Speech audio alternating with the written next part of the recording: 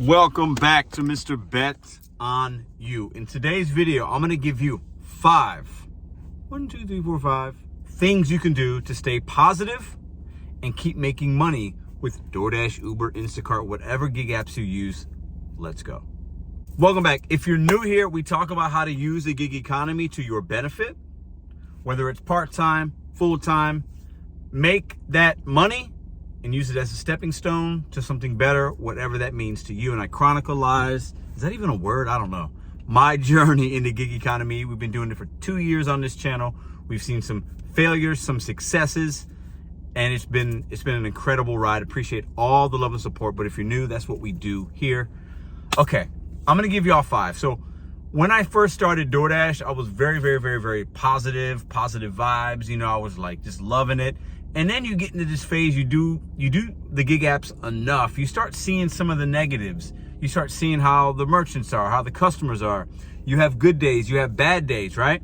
So then it's like, you know, it becomes like a job. You know, it's like, you're at any kind of job enough, and it's like, you start noticing the bad things, right? But I told myself, as I enter 2023, it is positive vibes, it is adapting, it is putting my pride to the side and trying different things. Now, these are the 5 things that I've been doing for the last couple of years, but really in 2023 and beyond, I'm gonna really focus, and I wanna share with you guys some of these things right now.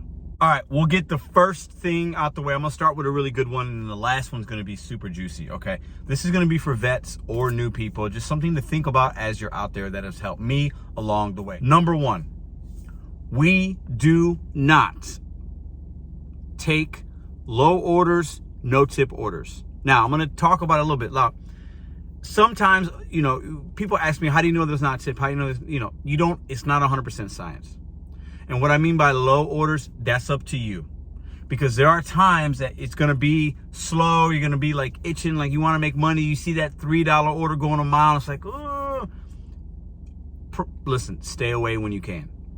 The reason being is those orders are the ones that are going to get you more fired up, going to take more of your energy, going to make you more upset. Because typically, obviously, it's $3, it's $2, whatever, $4 for 5 miles. Like, there's not a lot of profits. You're going to wind up being upset.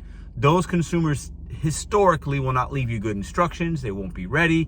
They're going to ask for all these extra things. They're going to expect more while giving you nothing. Stay away from those low orders, guys. Okay? Now, on stacked offers, you might see some orders coming through. It's $11 for 3 miles. It's 2 orders. Makes good sense. Miles to money's good. Those maybe you treat a little bit differently, okay? But you can drop some of those orders as well. We're going to get into the second thing right now. A second way to stay positive, know when to drop an order or unassign. You can have your completion, just keep your completion rate on DoorDash above 80.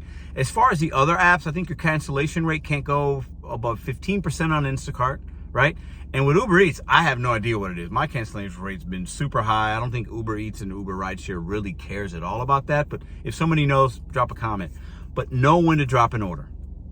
If you accept an order and the customer's not the vibe isn't right, just get rid of it. Don't let them take your energy and your peace. It's not worth it. If you accept an order and you see, oh man, okay, you zoom in, that house looks like a crazy building you've been to before and it was always giving you trouble, don't take it. Just drop the order, okay? Keeping positive and staying positive is gonna be important for you to reach your goals. We'll get into that in a minute. You can drop in unassigned orders, okay? There's nothing wrong with it. You get to a place, it's taking too long, you gotta trust your gut. If it's peak dinner time, 6 p.m., you walk in, it's a good order, right? If it's a banger, maybe you keep it. But you gotta understand, you gotta know when to drop an order. When you sit in a restaurant and there's a long wait, listen, if you're like me, you start like getting impatient, you start getting negative.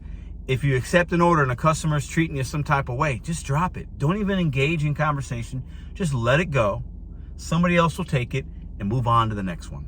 Know when to drop in unassigned orders. And on stack orders, you can get rid of the one that is a non-tipper. And sometimes that will be the one that's further away. You simply tap on the question mark, select one of the orders, say can't do this order. It's going to tell you then the new payout. If you drop that order, you do the math, you can easily figure out which one doesn't have a tip and which one might give you more of a headache. Tip number 3 to stay positive in 2023 and beyond. Stay away from certain merchants. Now, in your market, it's going to be different. Some Wendy's are going to be better than others. Some of you guys don't like McDonald's. I'll go to some McDonald's, but some I won't. Some of you guys hate Chipotle. I don't mind it. Maybe Chick-fil-A is good for you, bad for somebody else. Know in your market what areas or what stores specifically you just don't want to do business with, right? I have a list of a few. There's a few Wingstops I don't go to, a couple of Popeyes. There's a couple of McDonald's, right? I don't say all McDonald's, but I knew a few locations. You work long enough, you know which ones are long lines, rude staff, whatever, lobbies closed, right?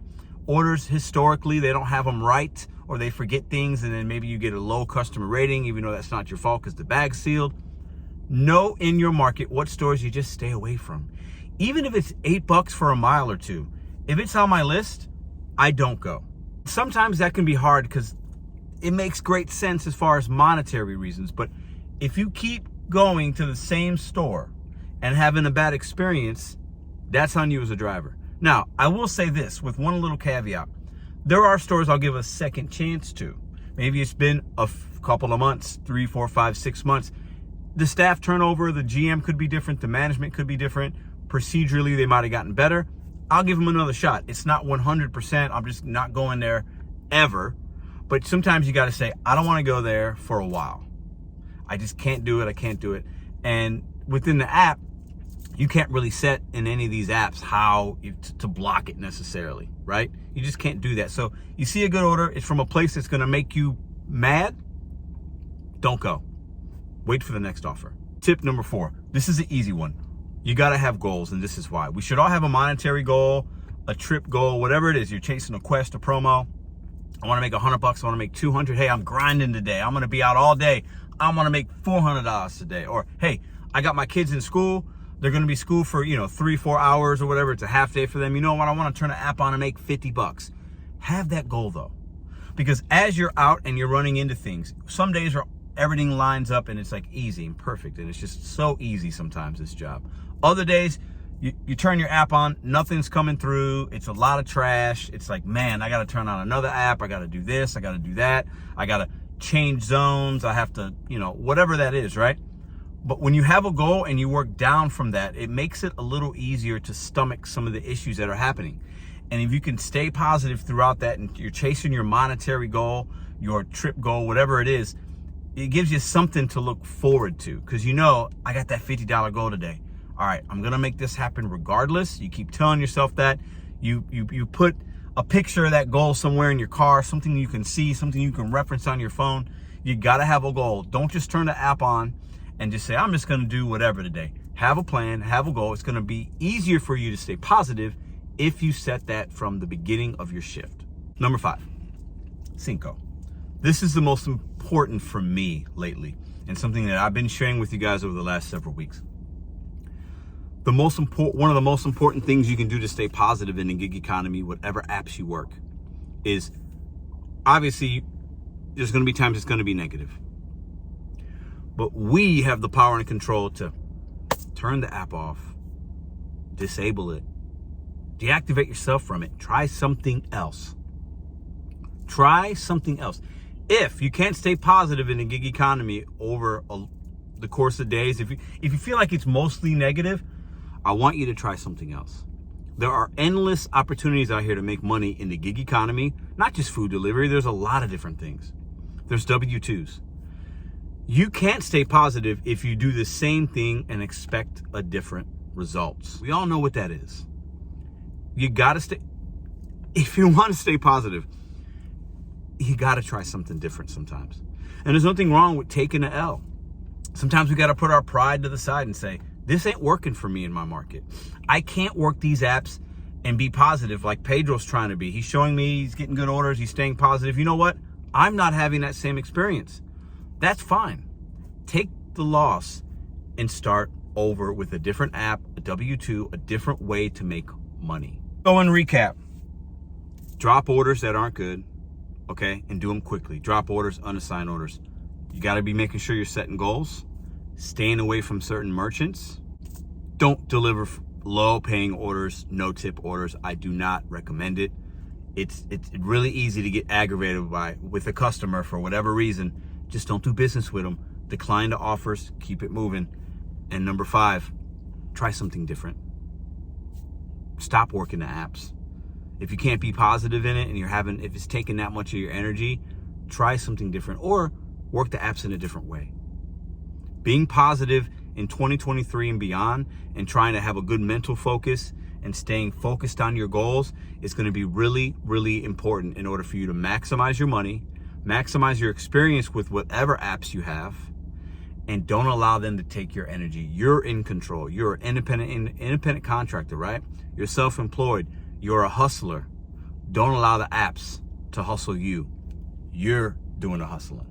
Always remember, bet on you, set goals one day at a time. When you've got things going on in your life beyond the gig economy, it's easier to try to stay focused and positive for whatever reason it is, personal, family, business.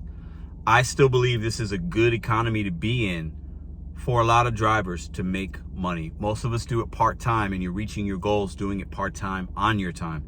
And that's the great thing about an Instacart, a Uber, a DoorDash, a Roadie, a Spark, a Currie, a Rover app, Deliver that. I mean, there's medical courier apps. They're all over the place. Find the one that works for you, that you can mostly have a positive experience with, and work that app. Right now for me, it's DoorDash. Next week, it might be Uber. Maybe 3 months from now, it's Instacart. Follow the app that gives you a positive experience and also allows you to make money. Let's not complicate things. You can still have good opportunities in 2023, in my opinion, working these gig economy apps. So your boy's getting ready to drive to Memphis, Tennessee. We're going to see the Memphis Grizzlies play the Dallas Mavericks. I'm going with my nephew, some tickets I got him for Christmas, and then his dad, so my brother-in-law. I cannot wait for this trip. We're driving up. The game's, I think, at 7. If you're in the Memphis area, let me know in the comments down below. If you happen to be, because I went on a cruise and met somebody, and that was crazy. If you happen to be watching this, we're at the game right now. The game starts. We're at the game right now. Let's just say you're watching. You're like, oh, I turned it on. Listen, come meet your boy. I don't know what I'm up at the. I'm in the nosebleeds. I'll be wearing this T-shirt. I'll be wearing this hat probably. Listen, you guys are fantastic. This gig economy has done so much for me. It allows me to do things like this on my time without asking a boss, without worrying if I take the day off, am I making money? Because we're making money doing many other things. I appreciate you guys so much. I'm going to continue to grind and show you guys the real information out here. I'm getting ready to go have a great day with my family.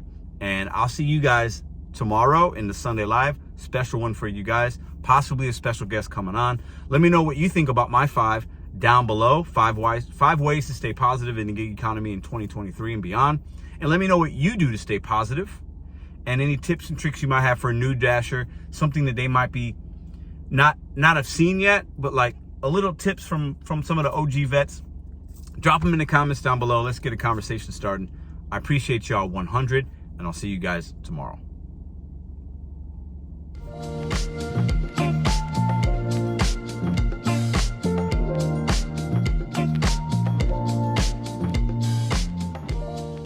If you like this video or others, check out this one here. Consider hitting subscribe. Let me know what you think in the comments.